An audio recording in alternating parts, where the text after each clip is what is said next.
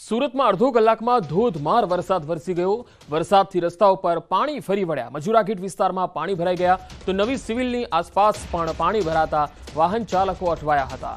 તસવીરો આવી રહી છે સુરતના અલગ અલગ વિસ્તારોથી। તસવીરોમાં જોઈ શકાય છે કે સવારે અડધો કલાક જે વરસાદ પડ્યો અઠવા, મજુરા ગેટ, ઉધના, રાંદેર, સરથાણા, વરાછા આ તમામ વિસ્તારોમાં ધોધમાર વરસાદ પડ્યો હતો, જેના પગલે નીચાણવાળા અને ખાસ કરીને શહેરના મુખ્ય માર્ગો જળમગ્ન બન્યા હતા।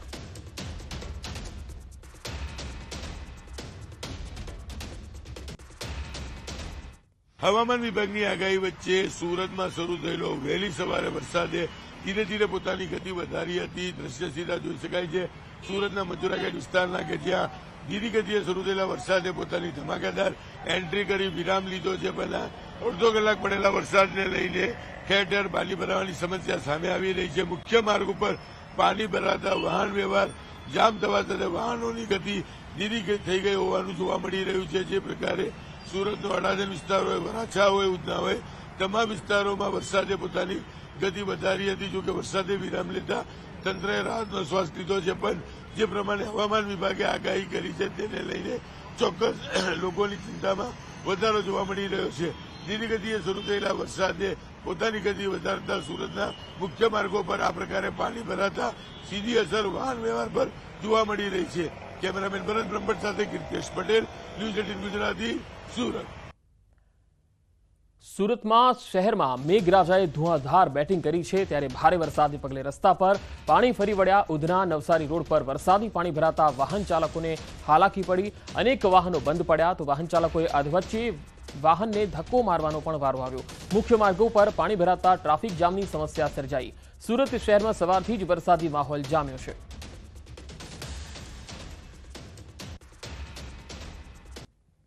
તો સુરત શહેરમાં ધોધમાર વરસાદ ખાબક્યો। વરસાદ વરસતા નીચાણવાળા વિસ્તારોમાં પાણી ભરાઈ ગયા। જૂના આરટીઓ પાસે પણ વરસાદી પાણી ભરાયા। હાલ ચાલી રહેલા મેટ્રો પ્રોજેક્ટને કારણે પાણીનો નિકાલ થઈ નથી રહ્યો, જેના કારણે વાહન ચાલકોને મુશ્કેલી ભોગવવાનો વારો આવ્યો।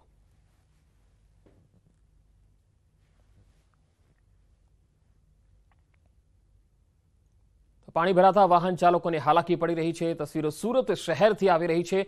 અડધા કલાકના વરસાદમાં જ સુરતના અનેક વિસ્તારોમાં પાણી ભરાઈ ગયા હતા। તો સુરતમાં સવારથી જ વરસાદી માહોલ છે। સુરત શહેર ઉપરાંત જિલ્લામાં પણ છૂટો છવાયો વરસાદ પડી રહ્યો છે।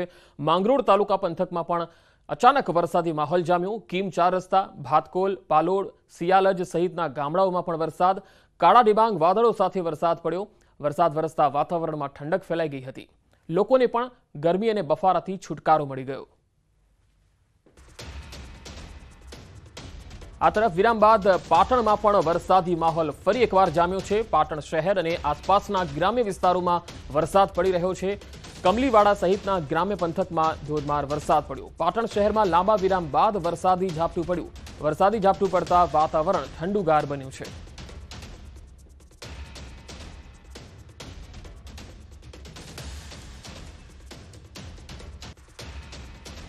હવે મધ્ય ગુજરાતની જો વાત કરીએ તો મધ્ય ગુજરાતમાં પણ આ જ પ્રકારની સ્થિતિ જોવા મળી રહી છે। પંચમહાલના મોરવા હડફમાં ભારે વરસાદને પગલે સિંચાઈ તળાવ ઓવરફ્લો થતા પાસે આવેલી સબ ડિસ્ટ્રિક્ટ હોસ્પિટલ જવાના માર્ગ પર પાણી ફરી વળ્યા। હોસ્પિટલના કમ્પાઉન્ડમાં પાણીનો જમાવડો થતા દર્દીઓ તેમજ સગા સંબંધીઓને ભારે હાલાકી થઈ રહી છે।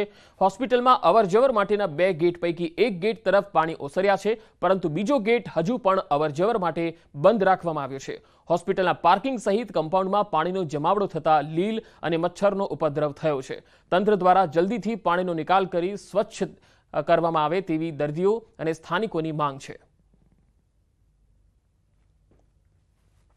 સરકારી દવાખાનામાં આવવા માટે બહુ તકલીફ પડે છે। પાણી ભરાઈ ગયું છે। અંદર દાખલ થવું તો કઈ રીતના દાખલ થવું? પાણી બંને બાજુ। સરકારી દવાખાનામાં આવતા બે ગેટ છે। એક ગેટ ઉપર પાણી ભરાઈ જાય છે અને એક ગેટ ખુલ્લો છે, અને એટલે આ પાણીનો નિકાલ થવું જોઈએ। પાણીનો બહુ નહીં ગંદકી છે, અંદર અવાતું નથી, પાણી બહુ છે અંદર, તો એનો જલ્દી નિકાલ કરવા સારું સર કઈ અમારે સગવડ કરો। પંચમહાલ જિલ્લાના મોરવા હડપનું મુખ્ય સિંચાઈ તળાવ છે તે ઓવરફ્લો થયું છે, જેના કારણે અહીં આવેલી સબ ડિસ્ટ્રિક્ટ હોસ્પિટલનો જે એક પ્રવેશદ્વાર છે ત્યાં ઘૂંટણસમાં પાણી ભરાઈ ગયા છે. જોઈ શકો છો જે રીતે પાણી એક મિની સરોવર હોય એ પ્રકારનું દ્રશ્ય જોવા મળી રહ્યા છે. અહીંયા શકો છો અહીંયા જળકુકડી સહિતના જે પ્રાણીઓ છે, નાની નાની માછલીઓ પણ આ હોસ્પિટલનું જે પરિસર છે તેમાં પાણીમાં તળાવના પાણીમાં જોવા મળી રહી છે. આપ જોઈ શકો છો કે જે પ્રમાણે અહીંયાથી પસાર થવાનો માર્ગ છે એ માર્ગ ઉપર પણ તળાવ ઓવરફ્લો થયું છે, જેના પાણી ફરી વળ્યા છે, જેથી જે ચાલતા જઈ રહ્યા છે રાહદારીઓને ફરજિયાત આ પાણીમાંથી પસાર થવું પડી રહ્યું છે. વહેલી તકે આ પાણી અહીંયાથી નિકાલ થાય અને અહીંયા જે સ્વચ્છતા છે તેને લગતી કામગીરી કરવામાં આવે, હાલ તો દર્દીઓ માગણી કરી રહ્યા છે. રાજેશ જોશી, ન્યૂઝ 18 ગુજરાતી, મોરવા હડપ, પંચમહાલ. ઉત્તરાખંડના રામનગરમાં મેઘાની તોફાની બેટિંગ, પાણીના પ્રચંડ પ્રવાહમાં તણાઈ પર્યટકોની જીપ્સી. નદીએ રૌદ્ર સ્વરૂપ ધારણ કરતા પાણીનો પ્રવાહ રસ્તા પર વહેતો થયો. સદનસીબે લોકો મદદે આવી જતા જીપ્સીમાં સવાર તમામનો આબાદ બચાવ થયો છે. તો બે અલગ અલગ તસવીરો આપને બતાવી રહ્યા છીએ. ઉત્તરાખંડથી આ તસવીર. શાળા મંદિરોમાં રસ્તા ઉપર જે પાણી ફરી વળ્યા છે, ત્યારે ઉત્તરાખંડના અલ્મોડામાં પણ મેઘ તાંડવના અહેવાલ છે. પનાર નદીએ એકાએક રૌદ્ર સ્વરૂપ ધારણ કરતા નદી વચ્ચે ટાપુ પર 2 લોકો ફસાયા હતા. પાણીના પ્રચંડ પ્રવાહ વચ્ચે જિંદગી માટે ઝઝૂમતા 2 લોકોનો વિડીયો પણ વાયરલ થયો હતો. ઉત્તરાખંડમાં મેઘ તાંડવ જેવી સ્થિતિ છે, ત્યારે હલ્દવાની નૈનીતાલમાં ભારે વરસાદ થતા ગૌલા નદી તોફાની બની છે. પર્વતો પરથી પાણીનો ધસમસતો પ્રવાહ ધોધ સ્વરૂપે વહી રહ્યો છે. પાણીના પ્રચંડ પ્રવાહને લઈ લોકોના જીવ પણ તાળવે ચોંટી ગયા. અવિરત વરસાદથી ઉત્તરાખંડમાં જળબંબાકારની સ્થિતિ છે, ત્યારે ગૌલા નદીમાં પાણીનો પ્રચંડ પ્રવાહ વહેતો થયો. રૌદ્ર સ્વરૂપે નદીઓ વહેતી થતા તંત્ર એલર્ટ બની ગયું છે. ઉત્તરાખંડના બાગેશ્વરમાં પણ મેઘો અનરાધાર વરસી રહ્યો છે. સતત વરસાદથી સરયુ અને ગોમતી નદીએ વટાવી ભયજનક સપાટી. નદીઓમાં પાણીનો ધસમસતો પ્રવાહ વહેતો થયો છે. નદી કિનારા નજીક પોલીસ બંદોબસ્ત પણ ગોઠવી દેવાયો છે. નદી કિનારાના ગામોમાં એલર્ટ પણ આપવામાં આવ્યું છે. ઉત્તરાખંડમાં મેઘતાંડવ જેવી સ્થિતિ છે. ધોધમાર વરસાદને કારણે ઋષિકેશ, હરિદ્વારમાં પણ ગંગા ઘાટ જળમગ્ન થયા છે. અનરાધાર વરસાદ થવાથી નદીઓ તોફાની બની છે. ચારધામ યાત્રા ફરી એકવાર રોકાઈ ગઈ છે. ઉત્તરાખંડના ઉત્તરકાશીમાં પણ અવિરત વરસાદ છે.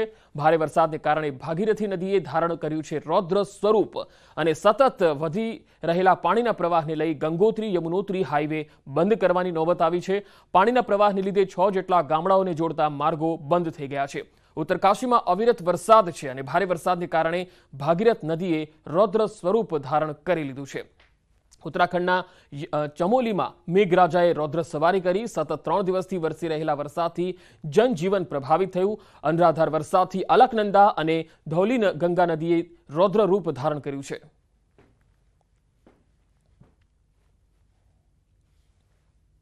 આરટીઓના નિયમોના ધજાગરા ઉડાવતો એક વિડીયો છે તે વાયરલ થઈ રહ્યો છે. સુરતમાં સ્કૂલ રિક્ષા ચાલકો હજુ પણ બેફામ છે. બાળકોને જોખમી સવારી કરાવતો આ વિડીયો છે. ઘેટા વકરાની જેમ બાળકો ભરી રિક્ષા દોડાવી. ચાલુ રિક્ષાએ બાળકો બદલી રહ્યા છે જગ્યા. વડોદરાવાળી ઘટનાનું સુરતમાં પુનરાવર્તન થાય તો નવાઈ નહીં. ચાલુ ઓટો રિક્ષામાંથી જ બાળકને નીચે અગર પટકાય છે તો તેને ગંભીર અકસ્માતની પણ શક્યતા રહેલી છે. આરટીઓ અને ટ્રાફિક પોલીસ ઘોર નિંદ્રામાં હોય તેવું લાગી રહ્યું છે. વધુ એક જોખમી સવારીનો છે આ વિડીયો. આરટીઓના નિયમોના અહીંયા ધજાગરા ઉડી રહ્યા છે. શહેરના મુખ્ય માર્ગ પર આ પ્રકારની તસવીર સામે આવી રહી છે. બાળકોને જોખમી સવારી કરતો આ વિડીયો. ઘેટા બકરાની જેમ એક તો રિક્ષામાં બાળકોને બેસાડવામાં આવી રહ્યા છે, ત્યારબાદ ચાલુ રિક્ષામાં જ બાળકોને અદલા બદલી કરવામાં આવી રહી છે. અહીંયા બાળક નીચે પટકાય તેવી પણ પૂરી શક્યતા છે. તસવીરોમાં તમે જોઈ શકો છો. અહીંયા મા બાપે પણ ખૂબ ધ્યાન રાખવાની જરૂર છે. સવાલ ઉઠી રહ્યા છે, શું કરી રહી છે સુરત ટ્રાફિક પોલીસ? આ પ્રકારની તસવીરો વારંવાર સામે આવી રહી છે. પોલીસે અહીંયા સઘન કાર્યવાહી કરવાની જરૂર છે. કોઈ મોટો અકસ્માત સર્જાશે તો જવાબદાર કોની? ખરેખર આ પ્રકારે ઘટના બને છે ત્યારે જ તંત્ર કેમ જાગે? દંડ વસૂલવામાં વ્યસ્ત પોલીસને શા કારણે આ વિડીયો જોવા નથી મળતો? શું તેમને આ વિડીયો નથી દેખાઈ રહ્યો? સુરત ટ્રાફિક પોલીસે આ મામલામાં કાર્યવાહી કરવાની જરૂર છે. સંવાદદાતા સુરતથી કીર્તેશ પટેલ જોડાયા છે. કીર્તેશ, આ વિડીયો ક્યારનો છે અને શું પોલીસના ધ્યાનમાં આવ્યો છે ખરો? બિલકુલ, સુરત પોલીસ જે પ્રકારે હાઈટેક બની છે, હાઈકોર્ટના નિયમોની હેસીદસ્તી કરતા સ્કૂલના રિક્ષાવાળાઓ વિરુદ્ધ કોઈ પણ કાર્યવાહી કરી શકતા નથી. ઘેટા બકરાની જેમ બાળકોને લઈ જતો હોવાનો વધુ એક વિડીયો વાયરલ થયો છે. ખાસ કરીને સુરતના વરાછા વિસ્તારનો આ વિડીયો છે. બરોડાની આ ઘટનાઓનું પુનરાવર્તન થાય તેવી શક્યતાઓ દેખાઈ રહી છે.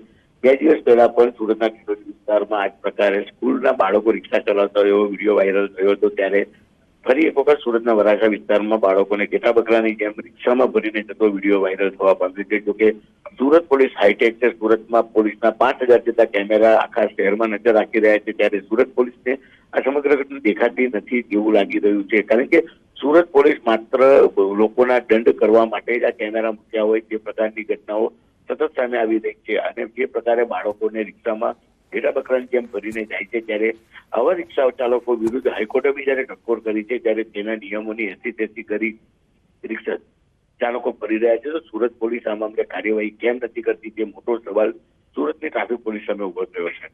જી કીર્તિશ, આભાર માહિતી આપવા માટે. બસ સમયસર ન આવતા વિદ્યાર્થીઓએ હોબાળો મચાવ્યો. આણંદના જૂના બસ મથકે વિરોધ જોવા મળ્યો. બસ સમયસર ન આવી અને કોલેજના પેપર છૂટ્યા. 1 મહિનાથી બસ ન મળવાની ફરિયાદો ઉઠી રહી છે. ડેપો મેનેજર સરખો જવાબ નથી આપી રહ્યા તેવો વિદ્યાર્થીઓનો આરોપ છે. અવારનવાર બસની તકલીફ હોવાથી વિદ્યાર્થીઓ રોષે ભરાયા. નોકરિયાત અને વિદ્યાર્થીઓને સવારે 7 વાગ્યાની બસ 8 વાગે મળતા હોબાળો મચી ગયો. ડેપો તરફથી આગામી દિવસોમાં તકલીફ નહીં પડે એવી માત્ર ખાતરી આપવામાં આવે છે. ઘટનાની જાણ થતાં પોલીસ પણ અહીંયા પહોંચી ગઈ હતી. હાલ સ્થિતિ સંપૂર્ણ કાબૂમાં છે.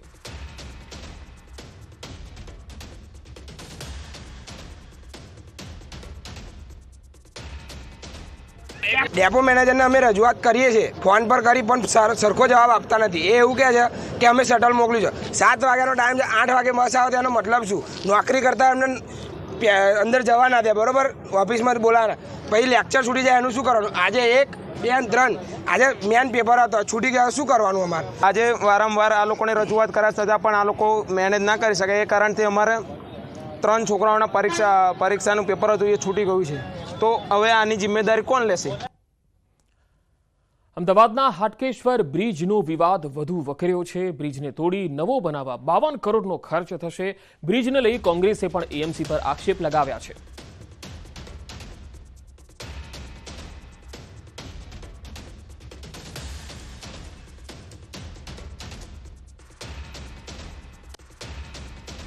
એએમસી વિપક્ષ નેતા શહેજાદ ખાન પઠાણના આક્ષેપ. 40 કરોડના બ્રિજના હવે 52 કરોડ ખર્ચ થશે. યોગ્ય રીતે કામ કર્યું હોત તો ખર્ચ ન થયો હોત. એએમસીમાં વાયરસની જેમ ભ્રષ્ટાચાર ફેલાઈ રહ્યો છે એવો પણ તેમણે આક્ષેપ કર્યો. 2022 થી 2024 સુધી એએમસી લાચાર બન્યું. બ્રિજની ઉંમર 100 વર્ષની હતી. નવા બ્રિજનો બધો ખર્ચ કંપની પાસેથી લેવો જોઈએ. जो ब्रिज 40 करोड़ की लागत से बना था, यदि उसमें भ्रष्टाचार नहीं होता तो आज इस 52 करोड़ रुपए खर्च करने की बात ही नहीं आती. यानी कि ये जो 52 करोड़ रुपए का बोझ अहमदाबाद म्युनिसिपल कॉरपोरेशन की तिजोरी पर पड़ा है, यानी कि 40 करोड़ रुपए का जो ब्रिज था, आज वो ब्रिज 92 करोड़ में पड़ रहा है.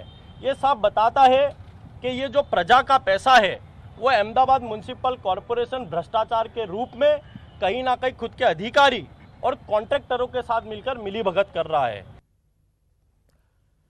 તો હર્ષ સંઘવીનો કોંગ્રેસને સણસણતો જવાબ. ગૃહ રાજ્યમંત્રી હર્ષ સંઘવીએ કર્યું ટ્વીટ. કોંગ્રેસને લાયર ગેંગ કહેવામાં આવી, જુઠ્ઠાણું ફેલાવી રહ્યાનો આક્ષેપ તેમણે લગાવ્યો. બ્રિજને તોડી નવો બનાવવા 52 કરોડનો ખર્ચ થશે.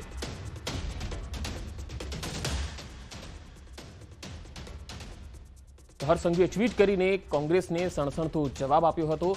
હર્ષ સંઘવીએ કહ્યું છે કે હાટકેશ્વર બ્રિજનો જે ટોટલ બનાવવાનો જે ખર્ચ છે 52 કરોડનો થવાનો છે. આ બ્રિજને તોડીને નવો બ્રિજ બનાવવામાં આવશે. તેમણે કોંગ્રેસને લાયર ગેંગ પણ ગણાવી હતી.